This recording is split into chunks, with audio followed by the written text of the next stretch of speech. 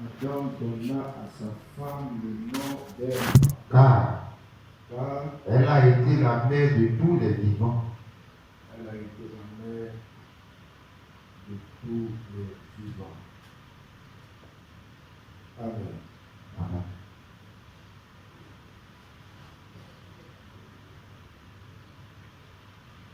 La mère de tous les vivants.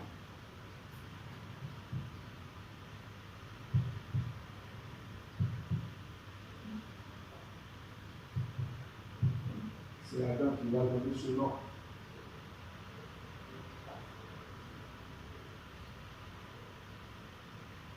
Le premier nom qu'il va donner, il va dire, cette fois-ci, c'est l'os de mes os et la chair de ma chair. Elle sera appelée femme, car elle a été tirée de l'homme. Tu peux voir ça, hein? Dans le livre de Genèse 2, là. Genèse 2, Ouais. Au verset 23, tu vois? verset 23. Ouais. Je lis la parole de Dieu. Ouais. Et l'homme dit, Et l'homme dit, voici, voici, cette fois, celle qui est os de mes os cette os de mes os et chair de ma chair. et chair de ma chair. On l'appellera femme On va l'appeler femme, parce qu'elle a été prise de l'homme. prise de l'homme. Amen. Amen.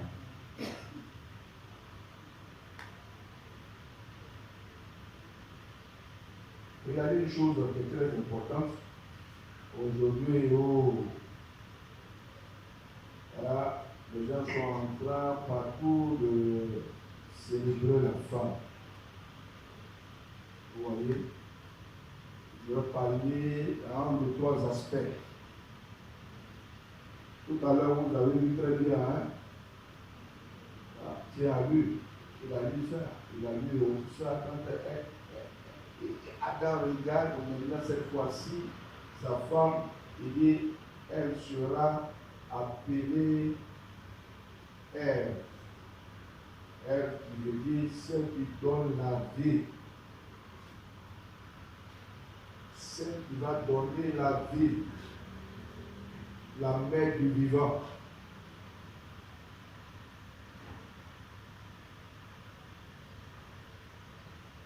C'est après le mariage, ça. Quand Dieu est célébré et béni, le mariage. Souvent, les femmes, le plus souvent, elles ne savent pas les raisons pour lesquelles le Seigneur les a envoyées à l'existence. La première chose que je voudrais vous dire ici, Amen. Amen. Amen. Amen. Quand vous lisez très bien la parole, vous allez voir que ici, prends le livre rapidement de Genèse 2 là. C'est bon? Amen. Au verset 18, tu vois? Genèse 2, verset 18. Ouais. Je lis la parole de Dieu. L'Éternel Dieu dit, Je dis, il n'est pas bon ouais. que l'homme soit seul. Ouais. Je lui ferai une aide semblable à lui. Voilà. Est-ce que vous savez ce qu'on appelle une aide? Dieu dit, je vais créer une aide. L'aide ici, la femme a été créée pour être une compagne. Elle a été créée pour être une aide pour l'homme. Elle est une aide qui convient. Oui, elle est une aide qui convient. C'est-à-dire une aide convenable. Une aide adaptée. Une aide adaptée. C'est-à-dire qu'une aide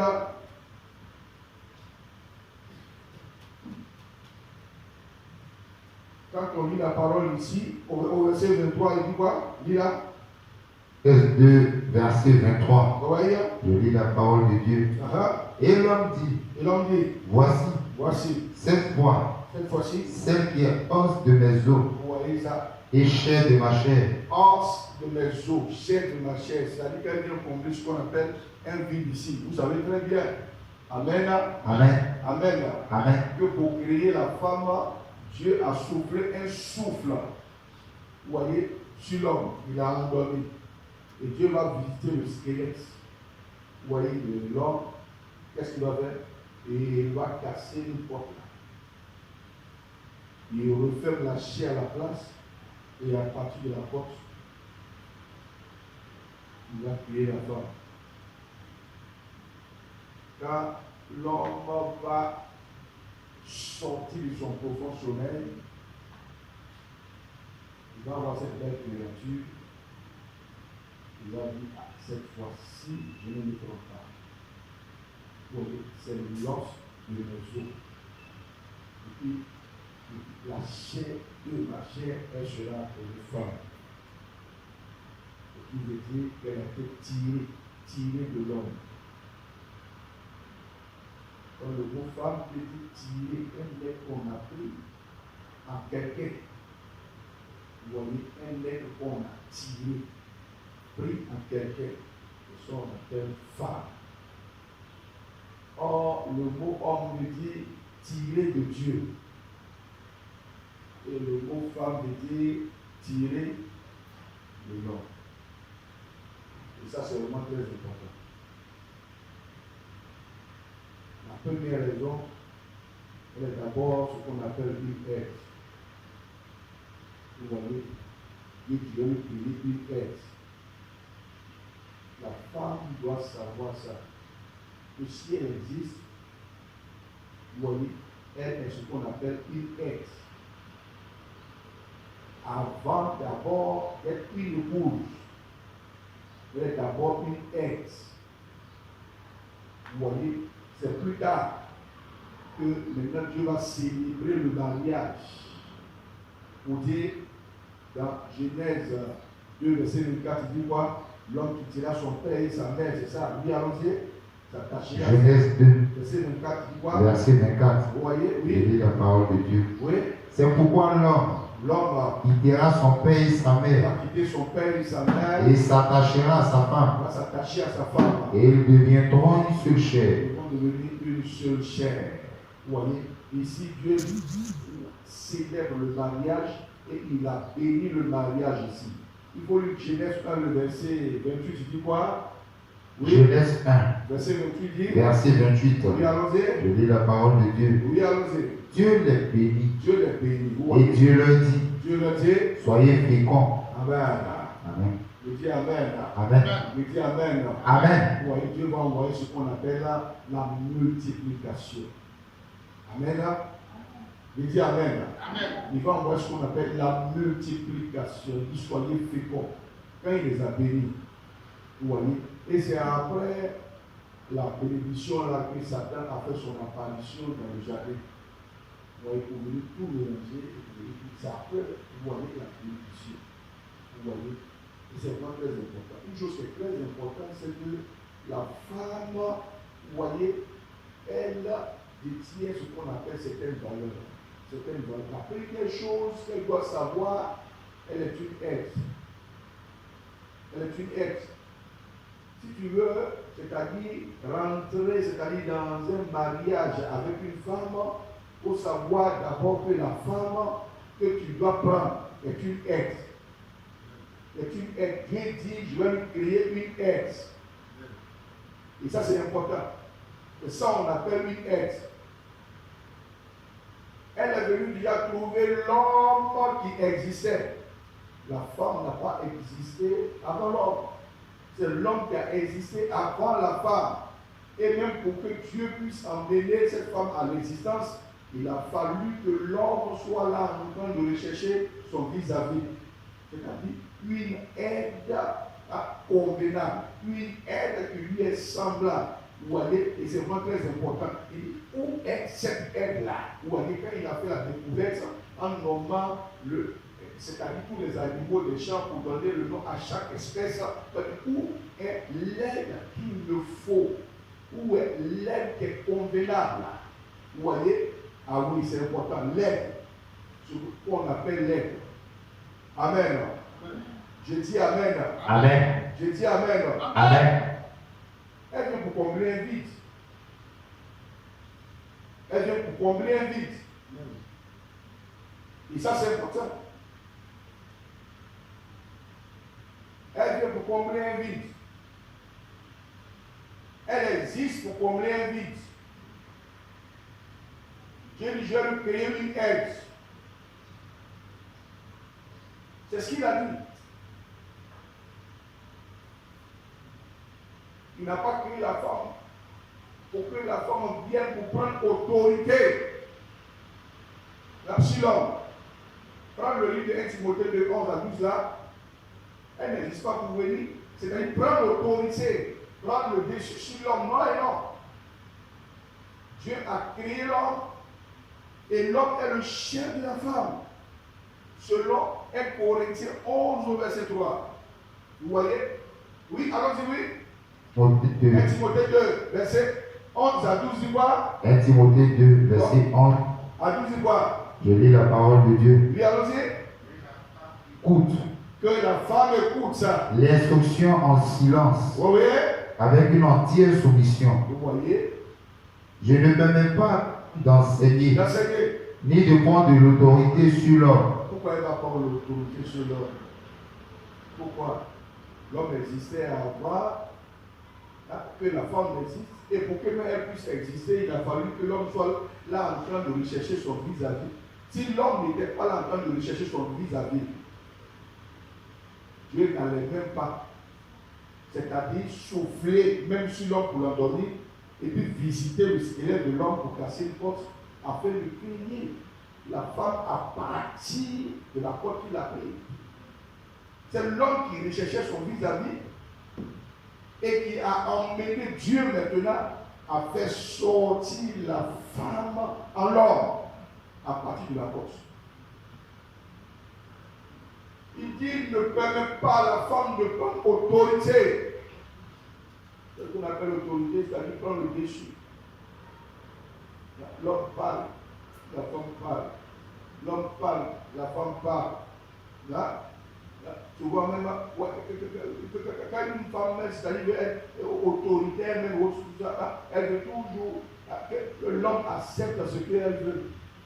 Que l'homme marche selon ce qu'elle veut. Vous voyez? Si l'homme ne fait pas ce qu'elle veut, automatiquement, elle bloque la communication, elle devient froide, elle reste dans son coin parce qu'elle veut commander. Elle veut prendre le dessus. Vous voyez, c'est dangereux. Paul va dire, il dit, lui ne permet pas à la femme de prendre l'autorité. Vous voyez, de prendre l'autorité. Dans un foyer, l'homme doit connaître très bien sa place et la femme doit connaître sa place. Avant que la femme ne puisse être une mère, pour qu'elle puisse avoir un cœur maternel, en premier lieu d'abord, elle est une aide. Elle est une aide. Et c'est Dieu qui a dit ça, elle est une aide. Et ça c'est important. Amen. Amen. Je dis Amen. Amen. Vous savez qui on appelle les aides dans le ministère? C'est-à-dire quoi? Dans la vision, Dieu donne la vision.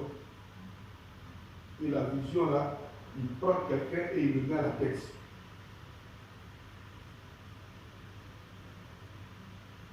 Quand la femme vient pour entrer en même temps dans la vie de l'homme, elle ne cherche pas à venir faire obstacle à la vision qu'elle a trouvée. Non et non, tu n'as pas appelé à ça. Vous voyez, quand elle sait très bien qu'elle a épousé un homme, elle doit savoir le plan et le programme de Dieu pour cet homme. Elle doit demander à cet homme qu'est-ce que Dieu a comme plan pour ta vie et pour lequel moi je dois t'accompagner. C'est ce qu'on appelle une aide. Vous voyez? Voilà. Elle cherche à comprendre, à connaître le plan et le programme pour lequel Dieu a créé cet homme. Si vous remarquez très bien, pour créer même Adam dans le jardin, Dieu a dit quoi? Genèse 1, le verset 26, il dit quoi là? Ouais, il dit créons l'homme en notre image et en notre ressemblance, afin de quoi? Afin qu'il domine. Ouais, afin que l'homme domine. Et lorsqu'il était en train de dire ça, pour créer l'homme à partir de la poussière du sol, en ce moment la femme n'existait pas. Oui, Genèse 1, verset 26, dit quoi? Genèse 1, verset 26. Oui, alors c'est lui. Je lis la parole de Dieu. La femme n'existait pas. Puis Dieu dit, faisons l'homme à notre image. Faisons l'homme à notre image. Selon notre ressemblance. Selon notre ressemblance. Il domine sur les poissons de la mer. Afin qu'il domine. Sur les oiseaux de Amen. Afin qu'il domine. Vous voyez, la femme, quand elle vient entrer dans la vie d'un homme, elle doit savoir très bien les raisons pour lesquelles elle existe et puis les raisons pour lesquelles cet homme existe. Vous voyez, voilà. Donc elle vient déjà, c'est-à-dire pour compléter ce qui est déjà là. Elle vient pour accompagner ce qui est déjà là, qui est établi. Vous voyez, c'est ça qu'on appelle une aide. Dieu a créé l'homme afin qu'il domine. Vous voyez? Et si vous remarquez très bien, lorsque la femme a entraîné l'homme dans la désobéissance, après qu'elle-même, elle ait goûté au fruit interdit, elle ait consommé la désobéissance, vous voyez, quand elle a entraîné son mari et après même la désobéissance, Dieu va encore ramener ce qu'il a dit au départ. Amen. Dans Genèse 3, là, oui, allons-y, au verset 16, il dit quoi? Quand il maudissait la femme, il va dire quoi? Genèse 3, verset 16. Il va dire quoi? Oui, allons-y. Je lis la parole de Dieu. Oui, allons-y. Et il dit à la femme, et il va dire à la femme, j'augmenterai la souffrance de tes je grossesses. vais augmenter la souffrance de tes grossesses. Tu enfanteras avec douleur. Tu vas enfanter dans les douleurs. Et tes désirs se porteront vers ton mari. Tes désirs vont se porter vers ton mari. Mais ils domineront sur toi. Ouais, ça, tu amènes ça encore pour dire, l'homme là va te dominer. L'homme là va te dominer. Vous voyez? Amen. Amen. Je dis Amen. Amen. Je dis Amen. Amen. Je dis Amen. Amen. Donc vous voyez, Dieu insiste et puis il parle pour Dieu. Il ne permet pas à la femme de prendre l'autorité sur l'homme. Mais qu'elle demeure dans le silence et dans une entière soumission. Elle ouvre les oreilles, elle écoute. Hein? Et ça c'est important. Quand on est appelé à être marié, ou à être l'épouse d'un homme, hein, on doit savoir les raisons pour lesquelles Dieu a institué le foyer. Vous voyez? Les raisons pour lesquelles Dieu a institué le mariage. Le mariage n'est pas une invention de l'homme. Non, non, c'est Dieu qui l'a conçu, qui l'a planifié. Et pour le bonheur des deux. Pour le bonheur des deux. Amen. Amen. Je dis Amen. Amen. Je dis Amen. Amen. Est-ce que vous savez qu'une femme, par exemple, qui veut se lever pour prendre l'autorité sur l'homme, elle ne peut jamais, c'est-à-dire être heureuse dans la vie. Jamais. Jamais. Elle ne peut jamais être heureuse. Donne-moi le micro. Le micro, c'est un micro. Amen. Amen.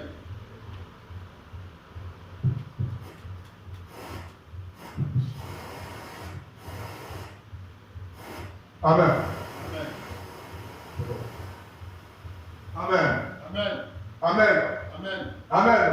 Amen. Une femme qui veut faire quoi? Qui veut prendre le commandement, qui veut prendre le contrôle sur la vie de l'homme, peut jamais être heureuse. C'est-à-dire qu'en voulant, c'est-à-dire renverser les choses que Dieu a établies, hein, elle-même bloque elle-même c'est-à-dire son propre bonheur. Elle bloque elle-même ses propres grâces. Elle ne peut pas aller loin de la vie. Ce n'est pas possible. Elle ne peut pas. Le vrai bonheur qui est en Christ, là, elle ne peut pas expérimenter ça.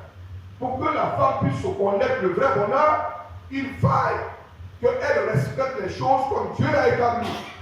Et ça, c'est important. La première chose, elle est une aide. Voilà. Elle doit savoir qu'elle est une aide. Mais une aide pour qui? Pour qui? Et ça, c'est vraiment très important. Une aide pour qui? Et qui est ce don pour lequel tu dois être une aide? Est-ce que vous savez que la femme joue son rôle et qu'elle est une aide? Elle est épanouie. Vous voyez? Dieu rend cette femme-là épanouie. Dieu l'emmène dans la croissance, dans le développement, quand elle fonctionne comme Dieu l'a établi. Vous voyez? On ne joue pas avec les choses et on ne plaisante pas avec les choses que le Seigneur a établies. Avant que la femme ne soit mère, qu'elle puisse donner, c'est-à-dire la vie, elle est d'abord une aide. Première chose. La deuxième chose, elle va maintenant être mariée pour être une épouse. Et la troisième chose, c'est là maintenant, elle pourra maintenant donner la vie après le mariage, après l'union. Et ça, c'est vraiment très, très, très important. Amen. Amen. Je dis Amen. Amen. Je dis Amen. Amen. Je dis Amen. Amen. Regardez par exemple, je vais vous dire par exemple, qu'est-ce qui arrive. Amen. Amen.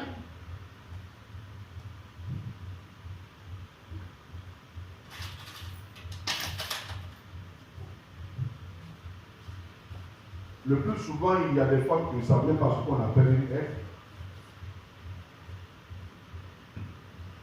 Ça, c'est grave.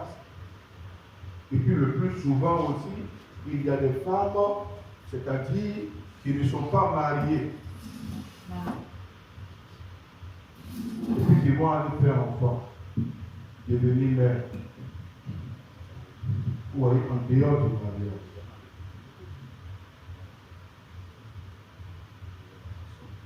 Regardez une chose qui est très importante ici. Amen. Amen. Amen. Amen. Quand tu donnes le livre de 1 Corinthiens 7, verset 14. 1 Corinthiens 7. Le verset 14, dis-toi. Verset 14. Mon Dieu. J'ai eu la parole de Dieu. D'accord. Car le mari non-croyant est sanctifié par la femme. Ouais. Et la femme non-croyante est sanctifiée par le frère. Sanctifié par le frère, oui. Autrement, vos enfants seraient impurs. Vous voyez ça? Tandis que maintenant, ils sont saints. Vous voyez. Pour que les enfants entrent dans la catégorie des saints, il faut le mariage.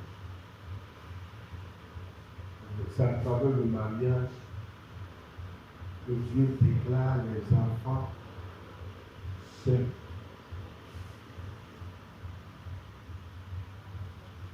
L'apôtre Paul va dire ici, quand on met les enfants au monde, en dehors du mariage, Dieu les regarde comme des enfants impurs.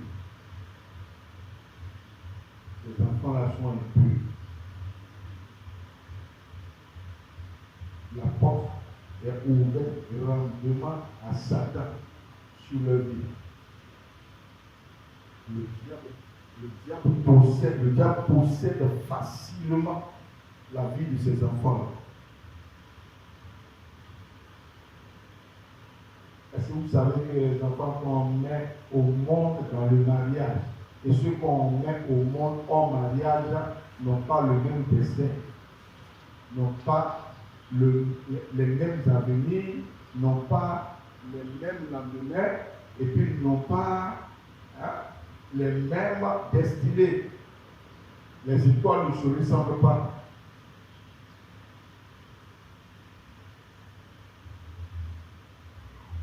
Pour que Dieu puisse bénir la vie des enfants.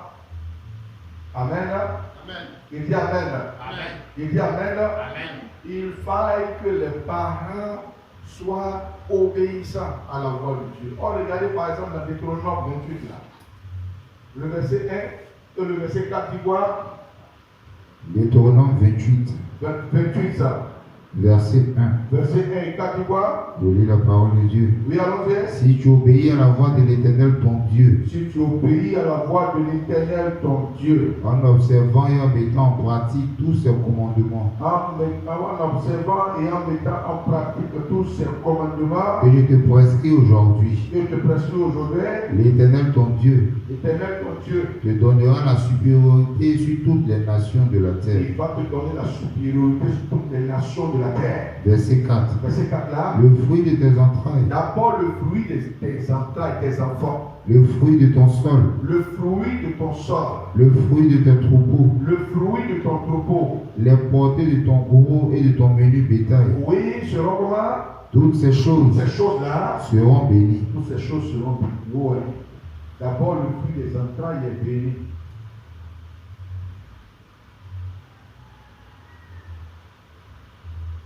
Le fruit des entrailles, il est béni. Les enfants qui vont sortir de toi seront bénis. Pourquoi? Il dit, si tu écoutes la voix de l'Éternel, ton Dieu, pour que la bénédiction de Dieu puisse accompagner la vie des enfants, il faut mettre les enfants au monde sur un bon fondement.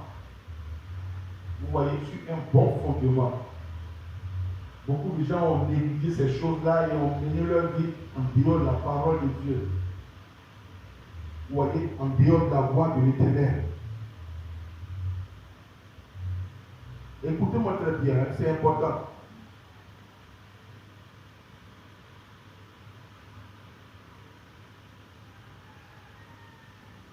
C'est qui va donner la vie.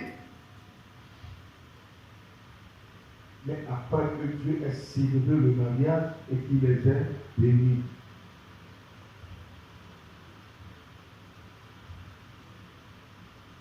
Regarde ici. Quand tu lis Deutéronome, oui, allons-y. Au verset 11, il dit quoi? Deutéronome 28, Ouais. verset 11. 11 dit quoi? Je lis la parole de Dieu. Oui, allons-y. L'Éternel Ouais. te comblera de bien Ouais. en multipliant le fruit de tes entrailles. Après, il va multiplier le fruit de tes entrailles. Ça veut dire qu'il va te donner des enfants. La multiplication va se produire dans tes rêves. C'est-à-dire que tu vas avoir des enfants. La multiplication sera dans tes entrailles. Dans tes enfants, là. Quand tu dois les mettre au monde, ces enfants-là doivent être accompagnés d'une bénédiction. La bénédiction doit être sur la vie de ces enfants. Au verset 4, on ne met pas les enfants au monde pour les livrer à Satan. On ne met pas les enfants au monde pour détruire en même temps leur carrière. On ne met pas les enfants au monde pour détruire leur destinée. On ne met pas les enfants au monde pour les faire souffrir dans la vie. Il faut éviter que les enfants ressemblent à du n'importe quoi sur la terre. Dieu a établi les choses. Vous voyez, avant que Ève ne puisse être la mère qui donne la vie, Dieu a célébré le mariage. Il a célébré l'union. Il a célébré et il a béni le mariage. Et c'est après la bénédiction maintenant que Ève maintenant va avoir le nom de Ève, de celle qui donne la vie. Pourquoi il lui a donné le nom en disant elle est maintenant celle qui donne la vie? Parce que c'est elle qui a entraîné ce homme, vous voyez, sur le chemin de la mort. Vous voyez le fruit interdit que Dieu a dit ne mange pas, car le jour où tu vas toucher à ça, tu mourras. La mort que tu ne connais pas, tu vas la connaître. Vous voyez? Ah oui. Et comme elle a conduit le premier homme sur le chemin de la mort, vous voyez, après que Dieu lui-même ait béni l'union, célébré l'union, il va donner maintenant le nom de Ève qui signifie celle qui ne va plus donner la mort, mais qui va donner la vie. La mère des vivants, la mère des vivants, celle qui donne la vie, celle qui donne la vie, la mère de tous les vivants. Amen. Amen. Je dis Amen. Amen. Je dis Amen. Amen. Je dis Amen. Amen. Est-ce que vous savez qu'il y a des mystères au niveau des enfants qu'on met au monde? Les enfants qu'on met au monde n'ont pas les mêmes étoiles. N'ont pas les mêmes étoiles. Et ça vous fait très attention pour mettre le Seigneur au devant de tout ce que nous faisons. Et c'est vraiment très, très, très important. Les enfants n'ont pas, vous voyez, les mêmes destins. Quand tu lis par exemple le livre de 1 Samuel 16, à partir du verset 7. Ouais. 1 Samuel 16. Oui. À partir du verset 7, oui. Verset 7. Oui, allons-y. Je lis la parole de Dieu. Oui. Et l'Éternel dit à Samuel, Et Dieu va dire à Samuel, ne prends point garde à son apparence ne prends point garde à son apparence et à la hauteur de sa taille, et à la hauteur de sa taille, car je l'ai rejeté. car je l'ai rejeté. L'Éternel ne considère pas ce que les hommes considèrent. Ne considère pas ce que les hommes considèrent. L'homme regarde à ce qui frappe les yeux, L'homme regarde à ce qui frappe les yeux. mais l'Éternel regarde au cœur. Il regarde au cœur. Regardez. Isaïe Isaïe appela Abinadab il va appeler Abinadab. et le fit passer devant Samuel.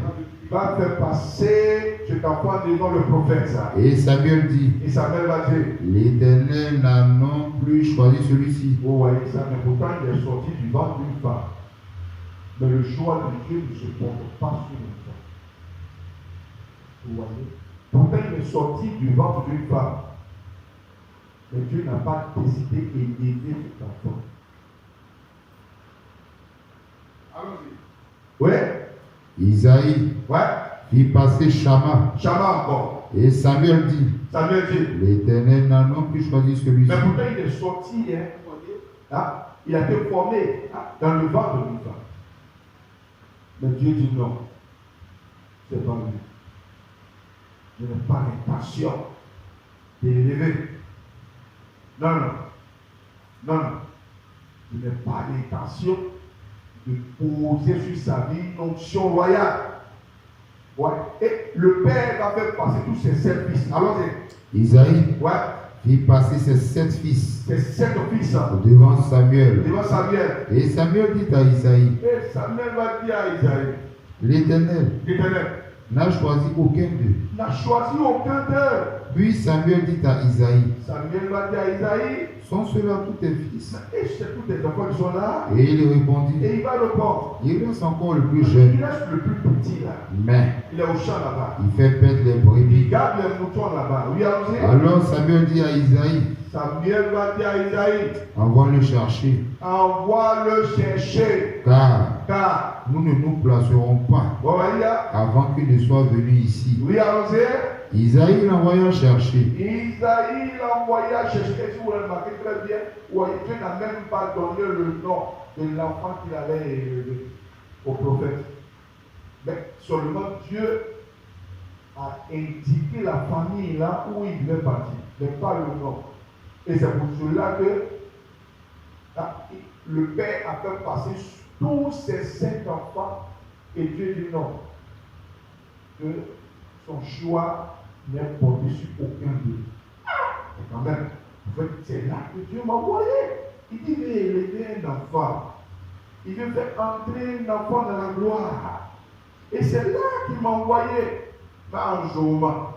Si aucun n'a été choisi par l'Éternel parmi tous ceux qui est trouvé. Tu n'as pas envoyé un enfant. Il dit non, celui qui est là, il est au champ là-bas. Il garde les moutons. Il dit, bon, allez-y là. Je ne veux pas partir. Tant que je ne vois pas cet enfant, allez-y le chercher. Et Samuel aussi qui est en train de garder, comment on appelle ça, qui cherchait en tant que le prophète, qui cherchait celui que Dieu lui a dit qu'il allait oindre au même moment où ils s'en vont chercher l'enfant. David aussi, il était en train de garder les moutons de son père. Vous voyez, il n'a reçu aucun songe, aucune révélation que Dieu allait l'élever. La seule chose qui était dans sa tête, c'est comment prendre soin des moutons de son père. comment prendre soin des troupeaux, du troupeau de son père. Oui, allons-y. Ils sont allés le chercher. Oui. Isaïe l'envoya chercher. Ils l'ont envoyé chercher. Or, oui. Il était blanc. Il était blanc. Avec de beaux yeux. Avec de beaux yeux. Et une belle figure. Avec une belle figure. L'Éternel dit à Samuel. Et Dieu va dire à Samuel. Lève-toi. Lève-toi. Oins-le. Lève-toi. Oins-le. Oins-le. Car c'est lui. Car c'est lui que je choisis. Amen. Amen. Et pourtant ils sont sortis du même père. Tous les enfants. Du même sang.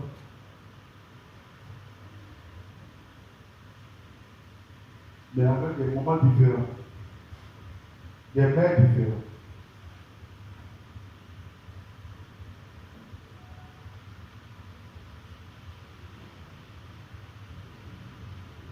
Il est très important.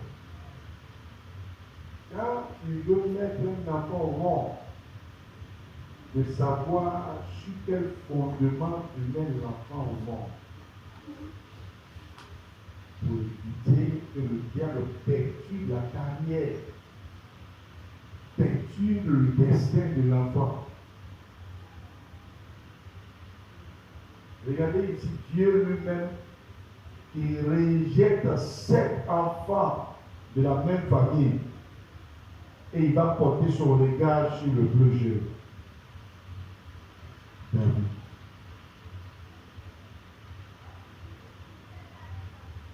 Il y a des mystères autour des naissances. C'est pour cela qu'il est très important. Une femme qui veut mettre au monde un enfant doit savoir d'abord qu'elle est une aide. Si tu t'attaches à un homme, que tu ne joues pas ta mission d'aide, tu vas être toi-même être une malédiction pour toi-même et puis même une malédiction pour les enfants que tu vas mettre au monde. Tu ne pourras pas empêcher la malédiction sur la vie des enfants que tu vas mettre au monde. La femme est d'abord une aide avant d'être une épouse. Pour qu'on puisse dire Madame Ta, épouse Ta, est d'abord une aide. Ensuite une épouse. Et après, maintenant qu'elle soit épouse, c'est là maintenant qu'elle cherche maintenant à avoir des enfants. Avoir des enfants. Il dit le fruit de tes entrailles, les enfants qui vont sortir de toi, ils seront bénis. Dieu va bénir la vie des enfants. Combien d'enfants que même les parents sont allés les mettre au monde, vous voyez, sur les autels des féticheurs, sur les autels des marabouts, sur les autels des marabouts. Des enfants, vous voyez, que les parents ont mis au monde, vous voyez, c'est-à-dire pratiquant le fétichisme, en pratiquant l'idolâtrie. Ils vont mettre ces enfants au monde, c'est-à-dire sur le terrain même de Satan, sur le terrain des démons. Et aujourd'hui, quand tu regardes ces enfants-là, comment ils se comportent, ils ont des problèmes avec la parole de Dieu. Ils ont des problèmes avec la parole de Dieu. Beaucoup même souvent sont même dans les églises, mais ils ont des problèmes avec la parole de Dieu. Ils n'arrivent même pas à méditer de la parole de Dieu. Même qu'ils entendent la parole, mais pour mettre en pratique, c'est un problème. Vous voyez ça? C'est dangereux. C'est dangereux. C'est dangereux. Quand tu veux donner la vie que tu veux appeler à sortir de toi à partir des grossesses, amen. Et dis amen. Amen. Au moment où Dieu est en train de motiver encore la femme, il a dit, c'est vrai que tu as connecté la souffrance dans tes périodes de grossesse.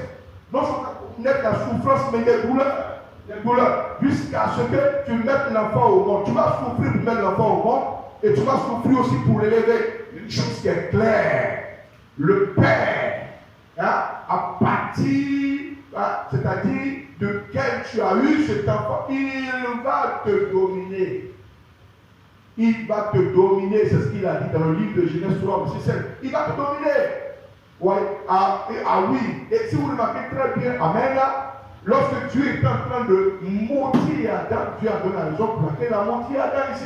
Parce qu'il a écouté la voix de sa femme. Oui, dans Genèse 3, verset 17, dis quoi? Oui.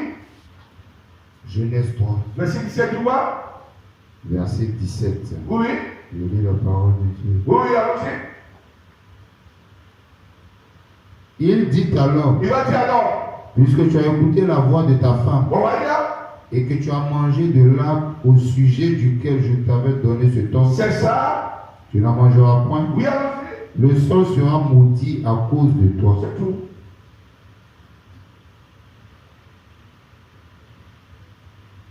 Alléluia. Amen.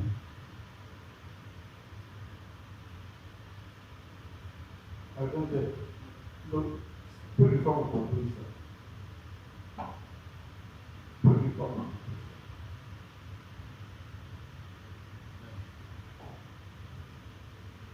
Il y a autre chose qui est très importante.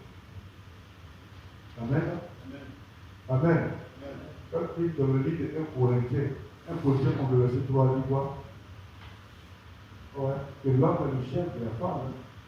Non? 1 Corinthiens 11. Le chef de la femme. Il y a allons-y. 1 Corinthiens 11. Verset 3 dit quoi? Verset 3. Ouais. Je lis la parole de Dieu. Il y a allons-y. Je veux cependant que vous sachiez que Christ Christ, est le chef de tout homme, il est le chef de tous les hommes sur la terre. que l'homme Et l'homme, est le chef de la femme. oui, l'homme est le chef. Amen. Amen. Je dis Amen. Amen. Je dis Amen. Amen. Quand la femme se lève, Amen. Elle, ça va chauffer ton dos. Elle met à la cuisine. Comme ça, à la douche. Tu vas, tu te laves. Elle te donne la serviette en peignoir. Tu as fini. Elle te fait la table. Elle ne dit pas à un enfant d'aller faire la table. Il attend ma père et un enfant pour lui d'aller te faire la table pour qu'elle ne même pas. Elle ne te respecte même pas. Elle se lève. D'abord, elle te demande un Dieu manger quoi. Elle te fait la nourriture. Elle t'a servi. La fille te mange. Elle te demande comment tu as posé le repas. Elle te dit oui, elle te balance la table. Amen. Amen. Je dis Amen. Amen. Je dis Amen. Amen. Quand elle assume ses responsabilités, elle a fini de mettre la joie et la joie dans ton cœur. Regardez une chose qui est très importante. Regardez ici, quand il lit le proverbe 31, il dit quoi là-bas? Le verset 10, le verset 12, c'est quoi? Proverbe 31, Ouais, verset 10. verset 10, verset 12. Ouais, tu vois? Je lis les proverbes. Ouais, Qui peut trouver une femme vertueuse? voilà, qui peut trouver ça? Dit, elles sont rares. Elle a plus de valeur que les perles. Elle a plus de valeur que les perles. Au verset 12, oui? Verset 12. Ouais, Elle lui fait du bien elle fait du bien et non du mal et non du mal. tous les jours de sa vie. Vous voyez ça? Pour ces femmes de grande qualité, ils vont faire du bien alors tous les jours de sa vie, pendant toute son existence sur terre. Au moment où elle respecte, la Bible dit, elle ne va même pas chercher un jour à faire du mal. Jamais. Jamais. Jamais. Est-ce que vous savez très bien que la Bible dit, même si tu épouses un homme qui est païen, qui ne connaît pas le Seigneur et qui agir, c'est-à-dire selon le monde. La parole de Dieu dit, c'est par le modèle, l'exemple que tu vas donner, hein, en marchant sur la parole de Dieu, que Dieu va toucher le cœur de cet homme pour l'amener à Christ. C'est dans le 1 Pierre 3, le verset 1. Oui? 1 Pierre 3. Oui, oui, verset 1. 1 Pierre 3, Ouais, verset 1. Oui, allons-y. Je lis la parole de Dieu. Oui, allons-y. Femmes, Femmes, soyez de même soumises à vos maris, soumises à vos maris, afin que, si quelqu'un ouais, n'obéit point à la parole, même si le mari n'obéit point à la parole de il Dieu, soit gagné sans parole, pour qu'il soit gagné sans qu'on ne lui annonce la parole, par la conduite de leur femme. vous voyez ça, c'est la conduite de la femme. Il va emmener Dieu à toucher le cœur, à bouleverser le raisonnement de ce homme et à l'emmener à Christ. La conduite. Mais demandez-moi comment les femmes se conduisent même dans le foyer. Parce qu'elles n'ont pas reçu une base. Elles n'ont pas reçu ce qu'on appelle un bon fondement. Elles n'ont pas reçu ce qu'on appelle une bonne formation. Vous voyez, souvent les gens rentrent dans le foyer, ou dans les unions avec n'importe quelle pensée, n'importe quel esprit, n'importe quelle vie. C'est dangereux. Et très dangereux. Amen. Amen. Je dis Amen. Amen. Je dis Amen. Amen. Vous voyez que même, c'est-à-dire que toi-même, la femme, tu es inexcusable. Quand un homme même se comporte mal parce qu'il est païen, et puis tu dis que moi aussi, parce qu'il agit comme ça, moi aussi je vais agir comme ça. Il dit même s'il est païen, toi, tu dois être un modèle en conduite pour qu'il soit frappé par ton attitude, par ton comportement, afin qu'il puisse arriver à la repentance et qu'il puisse changer de vie. Vous voyez, c'est important. C'est très important. Le foyer, le mariage, c'est une institution divine. Les textes même de la mairie démontrent ça que c'est un acte sacré et divin. Ce n'est pas une invention de l'homme. Ce n'est pas une invention du diable ni des démons. Mais c'est Dieu qui l'a conçu, le mariage. Et c'est Dieu qui l'a planifié. Et ça, c'est important. Amen. Amen. Je dis Amen. Amen. Je dis Amen. Amen. Vous voyez que cette femme-là, la Bible dit, elle va faire du bien. Et du bien. Et du bien à son mari tous les jours de sa vie. Tous les jours de sa vie. Il dit une femme comme ça. Une femme d'une grande qualité comme ça. Il dit où on peut la trouver. Où un homme peut la trouver. Vous dites que c'est rare.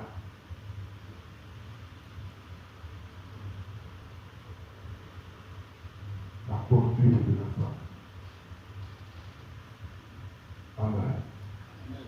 Je dis Amen. Amen. Je dis Amen. Amen. Je dis Amen. Amen. Elle est d'abord une aide. Amen. Amen. Si la femme est une aide même pour ta vie, et que tu es une personne que Dieu a élevée, que Dieu a fait de toi une autorité, hein? Si la femme joue son travail et son rôle d'aide, quand elle a fini, en même temps, elle se met à genoux, elle dit, chérie, bénis-moi. Je viens d'assumer ma responsabilité. J'ai joué ma part d'aide, bénis-moi. Quand elle se met à genoux, si l'homme met la main sur elle, et quand la bénédiction, elle sort, la bénédiction dans la main. Parce qu'elle est d'abord une aide, avant d'être une épouse, et avant d'être mère. Avant d'être mère. Avant de mettre les enfants au monde. Vous voyez, c'est vraiment très important. Parce qu'il y a des personnes qui, vous voyez, qui ont des pensées erronées. Il y en a qui n'ont aucun respect pour l'homme, et ce qui les intéresse, c'est un enfant. C'est un enfant. Ce qui les intéresse, c'est un enfant. Non, non, non, non. Non, il faut d'abord aimer l'homme. Il faut savoir que tu as été créé pour être une aide lorsque tu entres dans sa vie avant de penser à enfant. Enfant vient, c'est-à-dire après le mariage. Or, avant le mariage, la femme est une aide. Une aide. Dieu dit, je vais lui créer une aide. Et c'est important. Elle vient pour rentrer dans les pas de l'homme. Vous voyez, elle vient pour, c'est-à-dire poser sa pierre à l'édifice. Elle vient pour accompagner l'homme dans le plan de Dieu. Elle vient pour accompagner l'homme dans le programme de Dieu. Vous voyez, dans ce que l'Éternel a écrit de sa main sur son trône et qu'il a décidé d'accomplir. Et c'est important. Elle est d'abord une aide. D'abord une aide. D'abord une aide. Dès le moment où la femme ne joue pas sa part, vous voyez, l'homme qui est le chef de la femme doit savoir qu'il est un homme d'autorité. Un homme d'autorité. Et ça c'est important. Ah oui, tu as maudit Adam parce que tu as écouté la voix de ta femme. Vous voyez, un homme d'autorité ne se laisse pas influencer par quoi que ce soit. Voilà. Il connaît sa place, il connaît son poste, il connaît sa position face à l'Éternel. Et ça, c'est vraiment très important.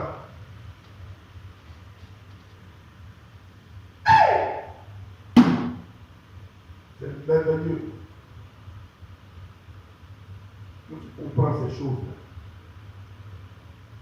c'est formidable.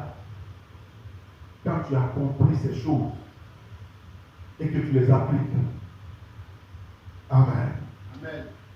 Il dit Amen. Amen. Il dit encore Amen. Amen.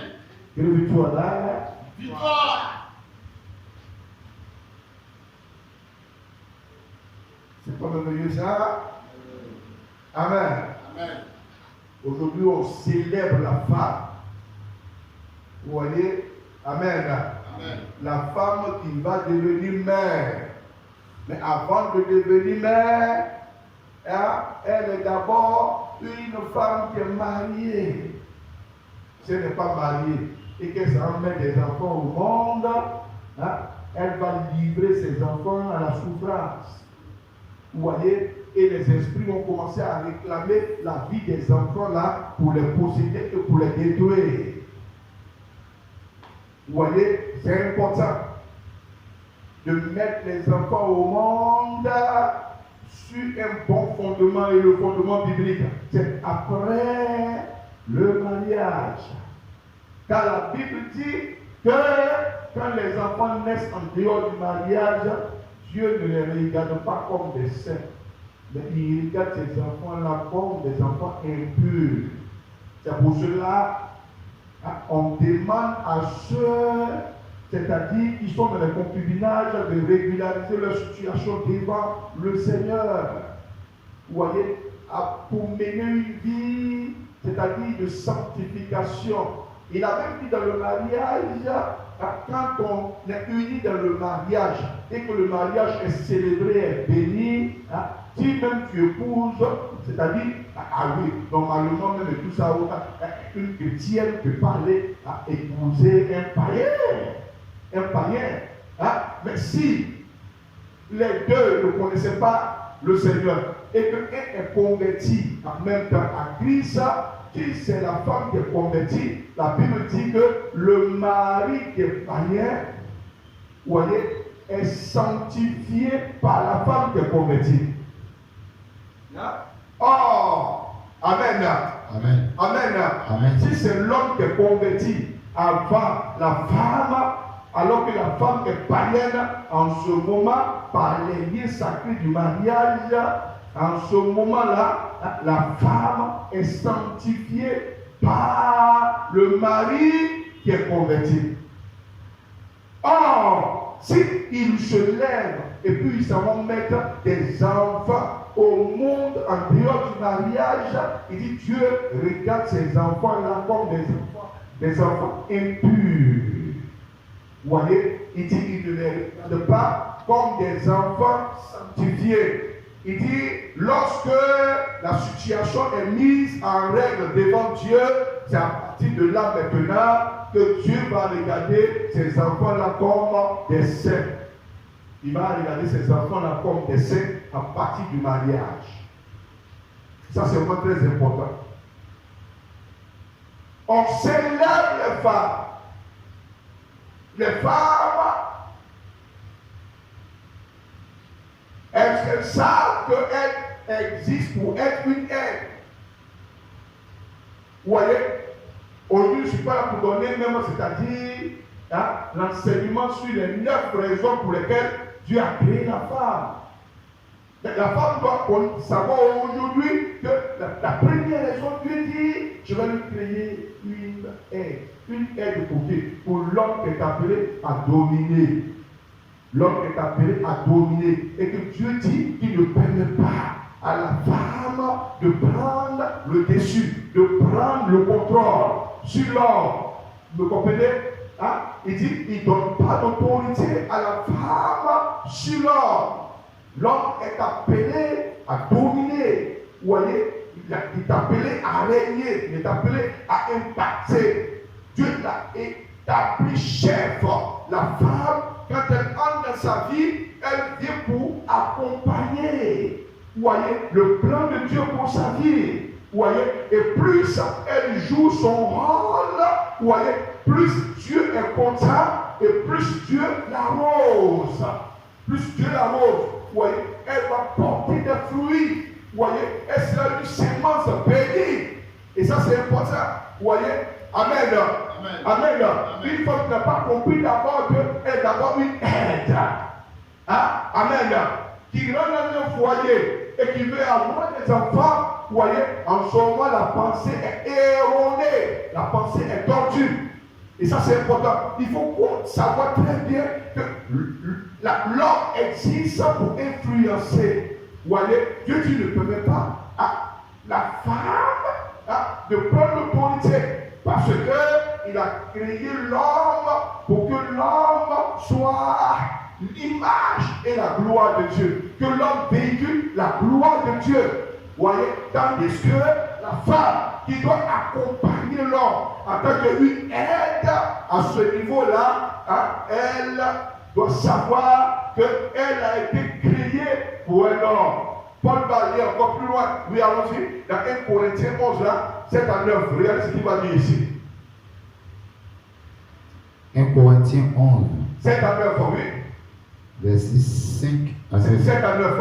Verset 7 à 9. Oui, allons-y. Je lis la parole de Dieu. Oui, allons-y. L'homme ne doit pas se couvrir la tête. L'homme ne doit pas se couvrir la tête. Puisqu'il est l'image et la gloire de Dieu. Ouais, l'homme, le mot homme veut dire. Ah oui. Tiré de Dieu. Le mot homme. Donc il est l'image et la gloire de Dieu. Vous voyez? Donc c'est pour ça que Dieu. Maintenant. Donc la domination est éternelle. Vous voyez? Donc la domination est éternelle. Que nul ne peut égaler en domination. Il va aussi créer l'homme qui est en son image afin qu'il domine. Mais la domination de l'homme ici, l'homme est fait de peu inférieur à Dieu. Vous voyez, il est fait inférieur au Tout-Puissant dans la domination. Vous voyez? Oui, allons-y. Verset 7. 7. L'homme ne doit pas se couvrir la tête. Ne doit pas se couvrir la tête. Puisqu'il est l'image et la gloire de Dieu. Oui, allons-y. Tandis que la femme est la gloire de l'homme. Vous voyez ça? La gloire de l'homme. Quand vous la gloire de l'homme, ça veut dire que si la femme là existe, là, c'est à cause de l'homme qu'elle existe. Oui, allons-y. Verset 8. Ouais. En effet, l'homme n'a pas été tiré de la femme. L'homme n'a pas été tiré de la femme. Mais la femme a été tirée de l'homme. Vous voyez ça? La femme a été tirée de l'homme. Elle a été prise dans l'homme. Vous voyez? Et c'est la porte là que Dieu a pris pour accueillir, que Dieu remet à la place. En Marc, où Adam dit, c'est l'ordre de maison, la chair de ma chair, et je sera appelée femme. La femme a été prise dans l'homme. Lui André, Verset 9. verset 9. Et l'homme Et l'homme n'a pas été créé à cause de la femme. Ah voilà. Parce que la femme doit comprendre que l'homme n'a pas été créé à cause de la femme. Pour que la femme puisse s'asseoir sur sa vie. Pour que la femme puisse être là en train de tirailler. En train même pas, c'est-à-dire. Non. L'homme n'existe pas. Vous voyez, à cause de la femme. Mais c'est la femme qui existe à cause de l'homme. Vous voyez, parce que Dieu a dit, tu vas créer une aide. Pourquoi Dieu a dit qu'il va créer une aide? Parce qu'il a vu que l'homme était en train de rechercher son vis-à-vis. Si Dieu n'avait pas, c'est-à-dire vu en l'homme, que l'homme était en train de penser, rechercher son vis-à-vis, la femme n'allait pas exister. Et c'est ce que Paul va aller plus loin pour dire que, oui, l'homme n'existe pas à cause de la femme. Oui, mais la femme existe à cause de l'homme. Lui entier. Verset 9. Et l'homme n'a pas été créé à cause de la femme. N'a pas été créé à cause de la femme. Mais la femme a été créée à cause de l'homme. Voilà. Une femme qui a été créée à cause de toi. Et puis elle va t'entraîner sur le fruit de la mort. Et toi, quand tu te laisses entraîner, c'est de cela que Dieu dit, parce que tu as écouté la voix de cette femme-là, je te maudis. Et je maudis. Elle vient maudit en même temps, c'est-à-dire la terre, le sol, sous les pieds du premier homme. C'est toi qui m'as aidé à la crier. Tu recherchais ton vis-à-vis. Si elle existe à cause de toi, elle n'existe pas à cause d'elle. Et pourquoi tu vas te laisser entraîner? Pourquoi tu vas te laisser entraîner? Et si tes grands-pères, tu as demandé, attends, où es-tu? Il a connu ta voix. Je suis venu, il a couru, mais est-ce que tu as fait ce que tu n'as pas fait? Il dit, c'est la femme. Et cette femme-là, c'est toi qui as permis son existence. C'est toi qui cherches ton vis-à-vis et puis je le mets à l'existence. Oui, elle existe à cause de toi. Mais toi, tu n'existes pas à cause d'elle. Pour que tu puisses te laisser entraîner. C'est pour ça qu'il dit, parce que tu as écouté la voix de ta femme. Dans Genèse 3, verset 17, il dit, je te maudis. Il a maudit l'homme. Il a maudit la femme aussi qui a entraîné l'homme dans la désobéissance. Il les a chassés du jardin pour aller souffrir. Il a chassé du jardin pour aller souffrir. Vous voyez, on ne joue pas avec les choses que tu as établies. Ce qui est grave, c'est qu'il y a beaucoup de mariages que les gens ont célébrés. Mais ils n'ont pas enseigné cette valeur-là aux gens. Les gens rentrent dans le mariage et puis ils veulent se comporter comme ils veulent. Ou des veulent là, c'est-à-dire imiter. C'est-à-dire les foyers qui n'ont rien à voir avec le type de foyer dans lequel Dieu les a fait entrer. Vous voyez? Ah oui. Et puis ils veulent, c'est-à-dire imiter, c'est-à-dire les foyers des autres veulent chercher à ressembler aux autres. Ah mais non. Ton foyer est unique. Ton foyer est spécial. Le plan que Dieu a pour le foyer, il faut en même temps demander à l'homme qui est le chef. Tu es une aide. Tu viens pour compléter ce que tu as trouvé, pour accompagner ce que tu as trouvé. Tu viens pour donner la main d'association, pour dire, voici, mais en ce moment, si la femme maintenant, elle reste là, en train de contester ce que l'homme dit, elle te dit, l'homme en ce moment, c'est elle qui détient le plan et le programme que Dieu a pour le foyer. En ce moment, c'est l'homme qui va la suivre comme un mouton. mais les choses sont renversées. Oui, le plan de Dieu en ce moment est faussé. Et le programme de Dieu est faussé. Vous voyez? Ah oui, l'homme n'existe pas à cause de la femme. Pour qu'il puisse laisser la femme l'entraîner. Et plus tard, c'est cette femme-là qui t'a entraîné et autres qui dira que ouais, en ce moment-là, tu n'étais pas obligé de le suivre parce qu'il disait que tu es là, tu es le chef. Elle va te mettre face à la réalité biblique, vous voyez, et tu vas assumer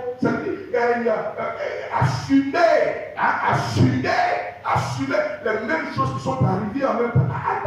Dieu dit, mais tu ne sais pas que cette femme-là existe à cause d'un homme. Toi, tu n'existes pas à cause d'elle, pour qu'elle puisse être là et puis te commander. Prends le contrôle sur toi. Là, c'est le chef. Il est le chef. Et Dieu l'a établi. Il est le chef. La femme, elle est une aide. Une aide. Et cette aide-là, plus tard, va devenir une épouse. C'est pour dire quoi? Et avant d'entrer dans le mariage, il faut détester la femme. Voici, elle sera l'aide qu'il te faut, la femme de valeur qu'il te faut. Ah oui, c'est important. Parce qu'après le mariage, elle va devenir mère. Mais si elle n'a pas été une aide avant le mariage, et que vous rentrez dans le mariage et qu'elle commence à faire des enfants, mais elle va être une malédiction non seulement pour sa vie, et puis pour les enfants qu'elle va mettre au monde. Or, la Bible dit le fruit de tes entrailles doit être béni. Les enfants qui sont sortis de toi doivent être bénis. Amen. Quelle victoire? Victoire. Il dit victoire. Victoire. Amen. Amen. Regardez une chose qui est très importante. Je vais vous donner 3 points et puis on va prier. Le premier point ici, regardez Sarah. Dans 1 Pierre 3. Vous allez 1 Pierre 3, dans le verset 5 dit quoi? verset 5. 5 à 6 dit quoi? 1 Pierre 3, verset 5 à 6. Oui, allons-y. Lis la parole de Dieu. Vous allez Ainsi, se parlait autrefois les saintes femmes qui espéraient en Dieu, soumises à leur mari, comme Sarah, qui obéissait à Abraham. Vous voyez ça. Non seulement cette femme espérait en Dieu, elle était soumise. Soumise à qui? À son mari. Vous avez demandé à une femme qui n'est pas soumise à son mari d'être soumise au Seigneur, ça ne marche pas. Ça ne marche pas. Vous voyez? Pour qu'une femme puisse arriver à se soumettre au Seigneur, il faut d'abord qu'elle soit soumise à son mari, qui est son chef. Qui est son chef. Il dit, Dieu a maudit Adam en disant, parce que tu t'es laissé entraîner par elle. Elle n'existe pas. Oui, pour qu'elle puisse réussir à t'entraîner. Oui, si elle existe à cause de toi, mais toi, tu n'existes pas à cause d'elle. Tu n'existes pas à cause d'elle. Vous voyez? Et Dieu a maudit le premier homme pour ça. Regardez ça là, que la Bible dit, c'est d'elle là, aujourd'hui, est sorti maintenant toutes les femmes chrétiennes, oui, qui sont les descendantes maintenant de Sarah. Vous voyez? La Bible dit quoi? Elle était soumise. Soumise à qui? À Abraham qui était son chef, et puis elle était obéissante. l'obéissance par la suite. L'obéissance. Vous voyez? Amen. Amen. Soumise et puis obéissance. Soumise et puis obéissance. Jusqu'à ce qu'elle va ensuite appeler son mari Seigneur. Seigneur qui veut dire mon Adonai, le propriétaire de ma vie. Hein? Oui? 1 Pierre 3, Oui? verset 5. C'est oui? Ainsi se paraît autrefois Autrefois, les saintes femmes les saintes femmes qui espéraient en Dieu, inspirées en Dieu, soumises à leur mari, soumises à leur mari, comme Sarah, comme Sarah, qui obéissait à Abraham qui obéissait à Abraham et l'appelait son Seigneur. et l'appelait son Seigneur. C'est d'elle que vous êtes devenus les filles, C'est d'elle que vous avez les filles en faisant ce qui est bien. en faisant ce qui est bien. Amen. Amen. Amen. Amen. Amen. Amen. Regardez une femme là, Amen, Amen. qui était soumise à son mari et qui était obéissante à son mari en deuxième et qui appelait son mari Seigneur. Regardez les enfants qui vont sortir d'elle. Regardez. Vous allez comprendre comment beaucoup de femmes, c'est-à-dire mettre les enfants au monde dans des malédictions, dans les envoûtements, vous comprenez, dans les chaînes même de Satan jusqu'à ce que la vie des enfants maintenant va déprogrammer par le diable jusqu'à ce que Satan va posséder les enfants jusqu'à détruire la vie des enfants. Cette femme du nom de Sarah, elle était quoi? Soumise. Elle était obéissante et puis regardez comment elle appelait son mari Seigneur. Quand tu lis par exemple dans Genèse 17, ouais, vous allez voir maintenant le type d'enfant que Dieu va lui donner avec son mari. Ouais. Genèse 17, 17, 5 à 6, dis quoi? verset 5 à 6. Oui, allons-y. Je lis la parole de Dieu. Oui, allons-y. On ne t'appellera plus Abraham, Ouais, on ne t'appellera plus Abraham. mais ton nom sera Abraham, Abraham. car je te rends père d'une multitude de nations. Je te rends père d'une multitude de nations. Je te rendrai fécond Je te rends fécond à l'infini. à l'infini.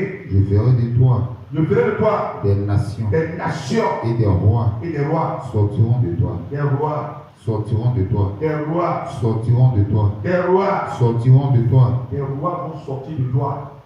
Des têtes couronnées qui vont régner sur les nations vont sortir de toi, ta sémence.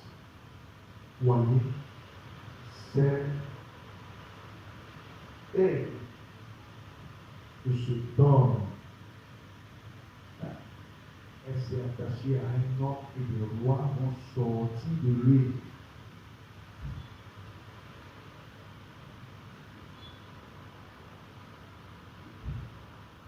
Vous voyez, les enfants sortis de son sang seront des enfants élevés. Des enfants, vous voyez, ils vont connaître la gloire sur la terre. Des enfants qui seront couronnés. Des enfants couronnés. Des enfants qui vont régner sur des royaumes. Hein? Pourquoi? Parce que Dieu a dit que l'homme a pu tout donner. Si Abraham est un homme qui est appelé à dominer, c'est-à-dire que ce n'est pas n'importe quel enfant qu'il va mettre au monde. Écoutez-moi très bien. Quand tu as ce qu'on appelle un esprit supérieur, quand tu as un esprit élevé, quand Dieu t'a élevé, que Dieu t'a établi, les enfants qui sortent de toi ne sont pas n'importe quel enfant. Ils ne sont pas n'importe quel enfant. Regardez ce que Dieu va dire ici à Abraham. Non seulement tu vas connaître, c'est-à-dire une multitude d'enfants, une descendance nombreuse qu'on ne peut pas compter, mais les enfants qui vont sortir de toi, Abraham, seront des rois. Des rois. Ce n'est pas n'importe quel enfant qui sort d'Abraham. Des enfants qui seront des rois. Des têtes couronnées pour les nations. Ils vont régner sur le royaume. Regardez, cette femme-là, qui était soumise, qui était obéissante à son mari, et qui appelait son mari Seigneur, hein, est-ce que, effectivement, les entrailles de cette femme-là, hein, vont effectivement porter des rois? Dieu l'a dit au niveau d'Abraham. Là, nous, on sait très bien que les enfants qui sont en lui seront des rois. Hein? Puisqu'il s'est attaché à une femme du nom de Sarah. Comment Sarah le prend? Elle est soumise. Comment Sarah le prend? Elle est obéissante. Comment Sarah le prend? Elle appelle Seigneur. Est-ce que Dieu va parler aussi sur les entrailles, hein, de Sarah, hein, pour donner la nature des enfants qu'elle va mettre au monde? On va vérifier ça. Puisqu'elle s'est attachée à un homme, hein, que Dieu a mis des rois en lui. Mais est-ce qu'elle aussi, elle porte une sémence royale en elle pour dire que des rois vont sortir d'elle? Hein, on voit le jour à partir de ses entrailles. Par toujours Genèse 17 là, le verset 15 à 16. Il dit quoi? Genèse 17. 15 à 16, dit quoi? Verset 15 à 16. Oui, allons-y. Je lis la parole de Dieu. Ah, mais si Dieu, hein, n'élève pas les enfants qui vont sortir de cette femme-là, c'est qu'il n'est plus Dieu. Puisque la femme respecte la parole, elle appelle son chef Abraham Seigneur. Elle lui est soumise, elle lui est obéissante. Obéissante veut dire quoi? Quand on dit obéissant, ça veut dire quoi? Tu écoutes ça, tu saisis bien et tu vas exécuter. C'est ça qu'on appelle obéissant. Là, pour qu'on ne parle pas de l'obéissance, hein, d'Abraham à l'égard de Sarah. Pourquoi la Bible ne dit pas ça? Pour dire ouais, hein, Abraham sera obéissant à Sarah. Mais non, c'est renversé la Bible. Hein? Abraham est le chef. C'est la femme qui doit lui être soumise. Mais on ne peut pas dire à une personne qui n'est pas soumise d'être obéissante. Pour que quelqu'un arrive à être obéissant, il faut d'abord qu'il soit soumis, qu'il soit effacé, qu'il soit brisé. Hein? Oui, effacé, brisé. Hein? Ici, hein? Est-ce que Dieu va laisser les entrailles de cette femme-là, hein, qui élève la parole de Dieu sur sa vie, sur sa destinée, et qui ne la bafouille pas, qui ne la contrôle pas, et qui ne joue pas avec, hein? Mais comment? Écoutez-moi très bien. Hein? Est-ce que cette femme qui est soumise, qui est obéissante, et qui appelle son mari Seigneur, hein? Qu'est-ce que Dieu dit aussi de ses entrailles?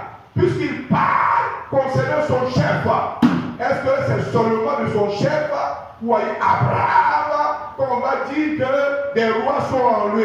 Donc il va communiquer ces rois-là en cette femme-là, communiquer les rois-là en cette femme pour qu'elle puisse les mettre au monde. Amen. Mais qu'est-ce que tu dis concernant cette femme qui est obéissante, qui est soumise et qui appelle son mari Seigneur? Oui, allons-y. Oui. Genèse 17. Ouais. 15 à 16, c'est quoi? Verset 15 à 16. Oui, allons-y. Je lis la parole de Dieu. Oui, allons-y. Dieu dit à Abraham, Dieu dit à Abraham, tu ne donneras plus à Sarai, ta femme, le nom de Sarai. Oui, allons-y. Mais son nom sera Sarah. Sarah. Oui, allons-y. Je la bénirai. Je dis, il a bénira une personne qui appelle son mari Seigneur, qui est soumise à son mari et qui lui est obéissante. Dieu dit, elle ne manquera pas de bénédiction sur sa tête. Et encore, celui qu'elle a épousé avant est un prophète. Abraham était un prophète. Vous voyez, par le fait qu'elle est soumise, elle est obéissante, et puis regardez, elle appelle son mari Seigneur. La première chose que Dieu va déclarer, il dit, je vais la bénir. Vous voyez, la bénédiction a toujours accompagné les gens quand ils respectent la parole et quand ils, c'est-à-dire, mettent la parole en marche dans leur vie. Quand ils exécutent ce que la parole dit. Oui, allons-y, voyez. Verset 16. Voyez. Je la bénirai. Je la bénirai. Et je te donnerai d'elle un fils. Je vais te donner d'elle un fils. Je la bénirai. Je la bénis. Et elle deviendra des nations. Il insiste pour dire la bénirai, je la bénirai, je la bénirai. Et puis à quoi? Et elle deviendra des nations. Oui. Des rois. À quoi? Des rois. Oui, à quoi? Je la bénirai. Voyez. Et je te donnerai d'elle un fils. Un fils. Je la bénirai. Voyez. Et elle deviendra des nations. Des nations, oui. Des rois. Des rois. De peuples. Des peuples. Sortiront d'elle. Les rois des peuples vont sortir d'elle. Vous voyez, Dieu a été dans ses entrailles des rois.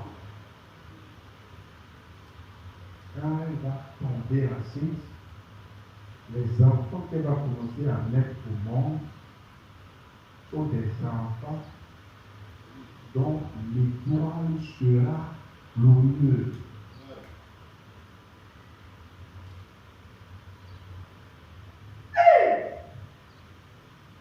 Ce ne sont pas des enfants qui vont forcer pour être bénis. Ils vont souffrir, ils vont être malheureux. Ce ne sont pas des misérables que Dieu a mis en eux. Ce ne sont pas des souffrants. Non, ce ne sont pas des enfants dont la carrière est détruite.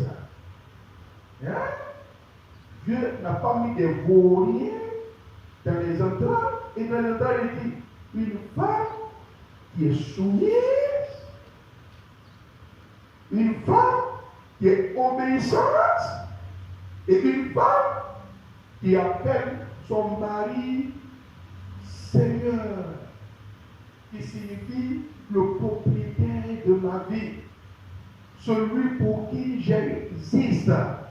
Écoutez-moi très bien, et c'est dangereux, car on n'a pas enseigné ces choses-là. Écoutez, la majorité des mariages que les gens célèbrent, les gens n'ont pas été bien formés, commencent à aller rentrer dans le foyer, mener n'importe quelle vie, de là-dedans, oui, n'importe quel comportement, n'importe quelle conduite, jusqu'à mélanger les choses dans le foyer. Dieu a établi les choses.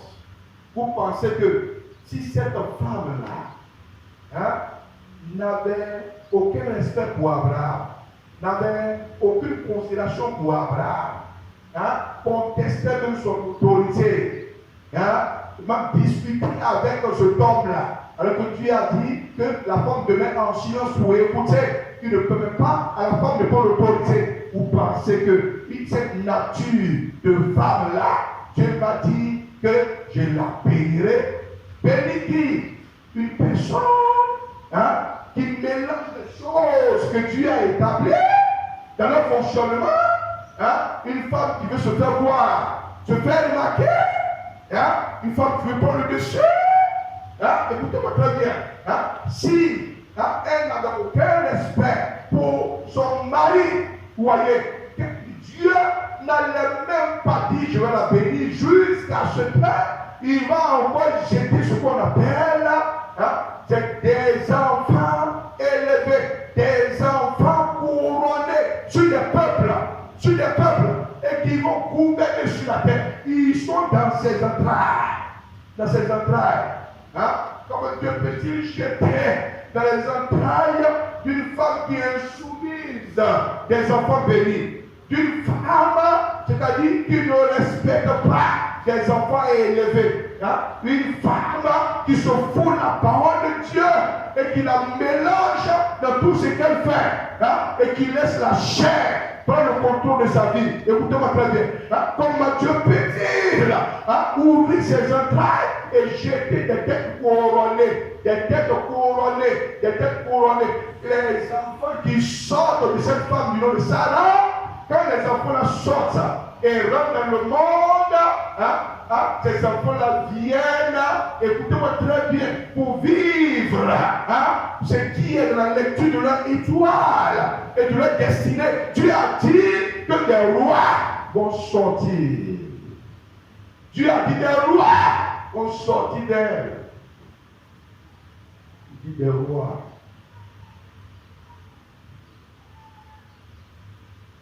Il y a des femmes qui mettent des enfants sorciers au monde, vous savez pas ça? Les enfants qui naissent sorciers, et qui deviennent ce qu'on appelle le malheur de la famille.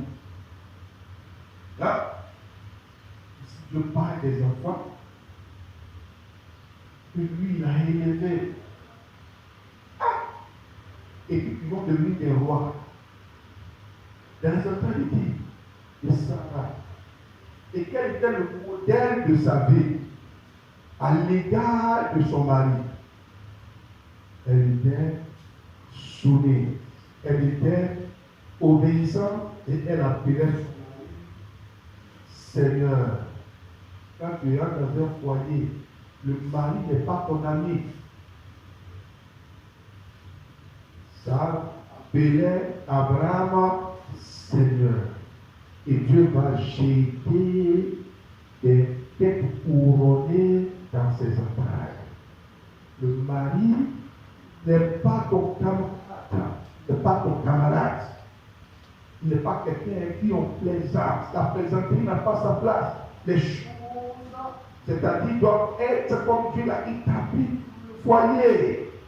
Dans le foyer, oui, la femme est d'abord une aide avant d'être une épouse. Vous voyez? Oui. Et avant qu'elle ne puisse être une mère, que la mère vivante, elle est d'abord une épouse. Et avant qu'elle ne soit une épouse, elle est une aide. Dieu a établi les choses ainsi. Vous voyez? Ainsi. Mais quand on piétine le commandement de Dieu, on va entrer dans n'importe quelle union. Des unions dans lesquelles tu rentres et tu ne veux même pas voir la gloire de Dieu là-dedans. Et c'est que Dieu peut prendre une femme. Amen. Amen. Dieu peut prendre une femme. Et puis Dieu, c'est-à-dire la met en connexion avec une personne qui est dans la gloire. Amen. Amen. Si dans la sorcellerie, les gens travaillent cette femme-là, amen. Et puis combattent la gloire de Dieu sur sa vie, amen. Si cette femme-là ne fait pas attention, cette gloire qui est combattue par les sorciers sur sa vie et autres, alors qu'elle a la connexion d'un homme de Dieu qui véhicule la gloire et qui vivait la gloire de Dieu sur la vie des gens. Écoutez-moi très bien. Et ça c'est important. Il faille d'abord que la femme soit d'abord une aide, ensuite une épouse et ensuite viennent les enfants pour qu'elle soit une mère. Une mère. Et c'est comme ça que les mères doivent être célébrées. C'est comme ça que les mères doivent être exaltées. Vous voyez? Et c'est comme ça que nous devons bénir les mamans, vous voyez, qui sont appelées à mettre des enfants intelligents au monde, des enfants sages au monde, des enfants disciplinés au monde. Vous voyez, des enfants disciplinés au monde et non pas des enfants difficiles, caractères difficiles, qui vont parler les enfants. Papa et les parents, où les parents s'énervent tout le temps, les enfants insupportables. Vous voyez ça? Vous voyez, le fait d'aller mettre les enfants au monde dans le péché. Vous vous voyez, ça va déformer, c'est-à-dire l'avenir des enfants. Ça va déformer, c'est-à-dire, écoutez-moi très bien, la destinée des enfants. Empêcher les enfants de voir la gloire de Dieu. Allez mettre les enfants au monde, au mariage, dans le péché, dans l'iniquité, vous voyez, dans l'impurité, dans l'adultère. De la polygamie, de la polyandrie, déformer ce qu'on appelle le mariage, déformer, alors que le mariage est un acte sacré et divin. Écoutez-moi très bien. Dieu qui a mis à Abraham, le père de la foi, vous voyez, qui a mis à Abraham des enfants couronnés, vous voyez, en lui, va aussi dire que cette femme qui a de la considération pour lui, cette femme qui est soumise à lui, cette femme qui le respecte, cette femme qui le valorise, et cette femme, écoutez-moi très bien, qui même l'appelle Seigneur, vous voyez, Dieu va aussi jeter des rois dans ses entrailles. Pas des enfants qu'on peut briser le destin. Pas des enfants qui vont devenir misérables et inutiles sur la terre. Pas des enfants qui sont caractérisés par des échecs. Où c'est difficile pour les enfants de réussir, de percer dans la vie. Dieu met des enfants élevés. Des enfants élevés dans les entrailles de la femme. Et cette femme est Sarah, de laquelle toutes les femmes chrétiennes sont sorties. Ça veut dire quoi? Ça veut dire que, comme il le dit dans le livre de Pierre, les femmes qui sont sorties de Sarah, les descendants de Sarah, si elles veulent voir leurs entrailles bénies, elles doivent être à l'exemple de Sarah, qui était soumise à son mari, qui était obéissante et qui l'appelait Seigneur. Pour que Dieu puisse visiter aussi leurs entrailles et que le Seigneur puisse faire sortir de ces entrailles-là des enfants bénis, des enfants élevés, des enfants couronnés, des enfants qui vont devenir des grands sur la terre, des enfants qui auront une grande renommée, des enfants d'une grande réputation, des enfants qui auront une grande dignité. Ce n'est pas n'importe quel au monde que ceux dont les étoiles sont glorieuses mettent au monde. Vous voyez, ah oui, il y a des personnes dont les étoiles noircissent. Dans les étoiles même, c'est-à-dire, sont enfermées. Vous voyez, et même qui luttent même avec les choses que Dieu a établies. Or, ce que Dieu a établi, quand tu fonctionnes avec ça, ça va construire ton esprit, construire ton âme, construire ton corps. Les choses ne sont plus jamais les mêmes dans ta destinée. La Bible dit que les femmes chrétiennes sont, il dit, les descendants de cette femme. Cette femme, il dit, qui est un modèle, un miroir. Et de cette femme sont sorties toutes les femmes chrétiennes. Aujourd'hui, vous voyez, toutes les femmes chrétiennes. Aujourd'hui, à cause de l'alliance que Dieu a fait avec Abraham, le père de la foi. Le père de la foi. Le père de la foi. Tu ne mettras pas des enfants que la maladie va gâter. Alors, tu ne mettras pas des enfants que des maladies bizarres vont déformer. Des enfants qui seront ton chagrin. Des enfants qui vont être même, c'est-à-dire ton souci. Des enfants, c'est-à-dire pour lesquels tu ne peux pas trouver le sommeil. Des enfants qui vont être même ce qu'on appelle un fardeau, un bagage satanique sur ta vie, pesant jusqu'à ce que tu ne te retrouves pas dans tous les domaines de ta vie. Écoutez-moi écoutez-moi très bien, des enfants qui vont sortir, la Bible dit, seront des enfants couronnés, des enfants assis sur des trônes. Il y a des enfants qui vont briller comme les étoiles qui sont dans les cieux. Vous voyez, qui vont diriger des peuples là. Et ouais, ah oui, c'est important. C'est très important. C'est très important. Tu as toujours accompagné la vie des hommes, des grandes bénédictions, des merveilles et des exploits quand les personnes respectent ce qui est établi par Dieu dans son fonctionnement. Vous voyez, c'est pour ça qu'il a dit, dans le livre de Éphésiens 5, le verset 33, il va dire quoi? C'est là que je termine. Éphésiens 5. Le verset 33 dit quoi?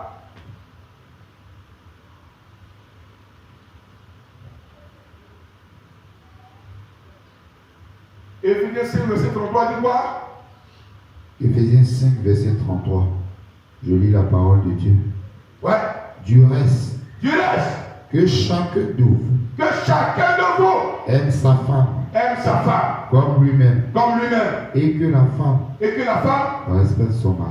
Et la femme respecte son mari.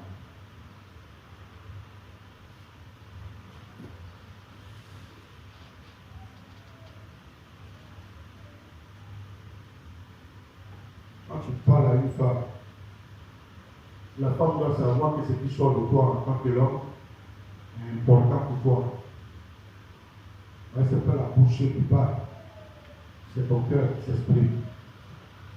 Or, c'est cette Bible-là qui dit l'homme doit aimer sa femme comme lui-même. Voilà. Si tu dois aimer ta femme comme toi-même, tout ce que tu dois lui dire, c'est ce qui doit la consoler. Tout ce que tu dois lui dire, c'est ce qui doit, je dis, construire sa vie, apporter la lumière sur sa vie. Ou aller ouvrir le ciel sur sa vie. Parce que tu veux lui donner un nom. Un nom. Elle porte déjà ton nom. Mais ce nom-là, qu'elle porte sur elle, doit impacter sa vie en puissance. Ou aller, doit impacter sa vie en honneur et en gloire. Écoutez-moi très bien. Lorsque Dieu a parlé à Abraham, il dit des rois vont sortir de toi. Vous voyez, mais comme la femme n'était pas une femme qui était rebelle ou désobéissante ou qui se foutait de lui et qui ne le respectait pas, vous voyez, Dieu va dire aussi au niveau de cette femme soumise, obéissante et qui l'appelait Seigneur, que des rois aussi vont sortir de toi. Quand tu regardes, il faut savoir, c'est-à-dire, quelle est la nature de ton étoile, et puis, quelle est, c'est-à-dire, la nature de l'étoile des enfants que tu dois mettre au monde. Vous voyez, est-ce que ce sont des enfants qui seront voués à l'échec misérable, des enfants même aujourd'hui, qui sont remplis de vices. Il y a beaucoup d'enfants aujourd'hui qui sont devenus des voyous, des drogués, des brigands, des dangers pour la société, mais pourtant ce sont des ventes aussi, qui ont mis au monde. Il y a des mystères au niveau des naissances. Pour savoir très bien la nature de l'étoile de l'enfant que tu as mis au monde. Vous voyez ça, le destin de l'enfant que tu as mis au monde. Quel est le plan, le programme de Dieu pour sa vie? Alors que Dieu a dit dans le livre de Jérémie 29, verset 11, que lui connaît le plan, les projets qu'il a formés pour ses enfants. Ils sont des projets de paix, de joie, de bonheur et non de malheur. Que cela soit ainsi en ce jour pour toutes les mamans. Vous voyez, oui, quand la Bible dit dans le livre de Proverbes 31 que c'est la femme qui craint l'Éternel qui sera louée, qui sera magnifiée et qui sera exaltée. Que le nom du Seigneur soit béni et que toutes les mamans partout, dans tous les coins de la terre, soient déclarées bénies. Non seulement bénies, mais vous voyez que l'Éternel les mette sur un bon fondement, que l'Éternel les mette sur une bonne base, que l'Éternel fasse de ces femmes-là, vous voyez, des porteuses de semences bénies, des femmes qui portent la lumière en leur sein. Vous voyez, des femmes qui portent le salut en leur sein, des femmes qui portent la délivrance en leur sein, des femmes qui portent le royaume de Dieu en leur sein, des femmes, vous voyez, qui plus tard vont devenir mères, ayant un cœur maternel, un cœur affectif, un cœur de gentillesse, un cœur de douceur, un cœur qui aime, qui s'ouvre et qui bénit tout le monde parce qu'elle prend la position de mère, le poste de mère. Vous voyez, une femme ayant un cœur maternel, vous voyez, est une femme, vous voyez, dont le cœur est rempli de pardon, vous voyez, elle pardonne, dont le cœur est gentil, dont le cœur, écoutez-moi très bien, n'est dur, le cœur, vous voyez, est doux, le cœur est aimable, vous voyez, et le cœur fait du bien à tout le monde, vous voyez, un cœur qui s'ouvre au bien, son esprit est ouvert au bien, son âme est ouvert au bien, vous voyez, et c'est très, très, très, très important. Amen, je dis amen, je dis amen, que les grâces éternelles soient sur tout le moment, en tout lieu, que cela soit ainsi partout, dans le nom puissant de Jésus-Christ, à commencer par les mamans. Dans cette église, aujourd'hui, où célébrons les mamans, je déclare que les enfants se multiplient dans vos entailles, mais pas n'importe quel enfant. Car la Bible dit les enfants sont un don de l'Éternel. Vous voyez, s'il y a des femmes sur la terre qui ont mis des enfants au monde, qui sont devenus, c'est-à-dire, il y a des DG, même des qui sont devenus même des ministres. Les ministres sont des femmes qui les ont mis au monde. Et même des premiers ministres, vous voyez, des présidents même de la République. Vous voyez, écoutez-moi très bien, des personnes même qui sont élevées jusqu'à même qui deviennent même des rois et des rois qui vont régner sur des royaumes. Vous voyez, Dieu va dire au niveau du ventre de Abraham, des rois vont sortir de toi. Mais quelle est la nature de la femme qu'il a mise à ses côtés et qu'il a épousée? Elle est une femme totalement brisée, une femme effacée, une femme, c'est-à-dire qui est soumise, une femme qui fait quoi? Qui est obéissante, et puis une femme qui le respecte. Qui le respecte. Et puis qui appelle son mari Seigneur. Il ne faut jamais demander, quand tu as un foyer, demander pardon à une femme de respecter. Non. Si elle ne veut pas te respecter, elle ne va jamais te respecter. Le respect se pose à ce pose. Le pose de respect. Parce qu'elle doit te respecter, c'est la Bible. Si tu es vraiment l'homme et tu es son chef, la Bible dit, et la parole de Dieu dit, elle est soumise, elle est obéissante, elle respecte son mari et elle appelle son mari Seigneur. Il signifie mon Adonai, il signifie le propriétaire de ma vie. L'homme n'existe pas à cause de la femme, mais la femme existe à cause de l'homme. À cause de l'homme. Elle respire à cause de l'homme. Elle pense à cause de l'homme. Voyez, elle a le mouvement à cause de l'homme. Si elle est venue à l'existence, la Bible dit c'est à cause de l'homme qu'elle existe. Et quand elle rentre dans le mariage, elle porte le nom de cet homme. Souvent les femmes ne comprennent pas pourquoi elles portent le nom d'un homme. Ça donne un sens à leur vie. Porter le nom d'un homme, c'est un homme que la Bible appelle dans 1 Corinthiens 11, verset 3, ton chef. Chef. Oui, Et si tu es chrétien, enfant de Dieu descendu de Sarah, la Bible dit, en ce moment, Sarah de qui tu es descendu, appelait son chef, son mari et prophète, Seigneur, était soumise à lui. Et puis, elle obéissait.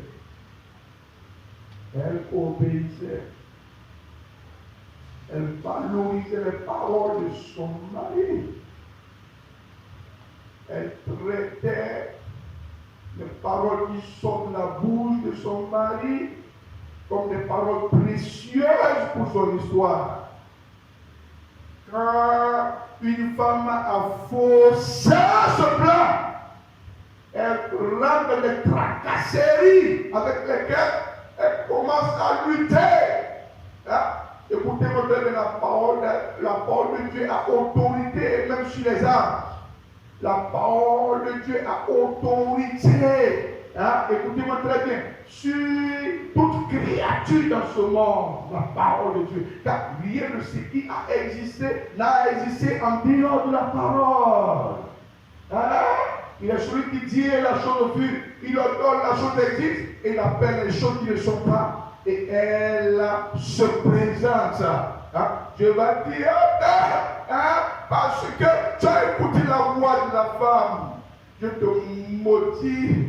Tu ne sais pas que tu n'existes pas à cause d'elle, mais elle existe à cause de toi. Elle te doit la soumission. Elle te doit l'obéissance. Elle te doit le respect. Elle te doit une grande considération. Et non pas vouloir prendre le dessus sur toi dans le but de vouloir te traîner dans les choses qu'elle ne pourra jamais maîtriser pour détruire son foyer.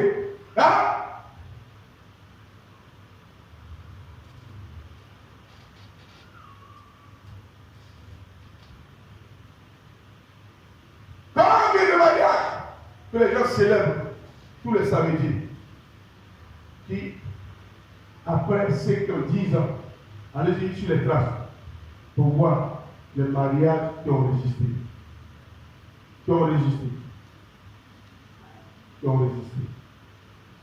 C'est grave dans les églises aujourd'hui. Dans nos églises, on n'enseigne pas ces choses. Hein? Et aujourd'hui, la jeunesse va se livrer à tout ce qui est pureté, souillure, impurité, fortification, jusqu'à là, et à plonger dans leur vie, c'est-à-dire dans l'impurité, dans l'impureté, pour aller mettre des enfants au monde en dehors du mariage, pour que Dieu maintenant commence à regarder ces enfants-là impurs. C'est le mariage qui rend les enfants sains. C'est ce que la Bible dit. Pour que Dieu puisse regarder les enfants et puis on puisse voir que les enfants sont sanctifiés et saints. Vous voyez, c'est par les actes sacrés, le lien sacré du mariage. Cette institution divine. C'est pour ça qu'il faut enseigner la sainteté. Il faut enseigner la sanctification. Il faut enseigner la crainte de Dieu. Il faut enseigner une vie qui est agréable au Seigneur et une vie qui est à la gloire de l'Éternel. Que cela soit ainsi et que le nom du Seigneur soit béni en ce lieu. Remercions le Seigneur pour ce matin.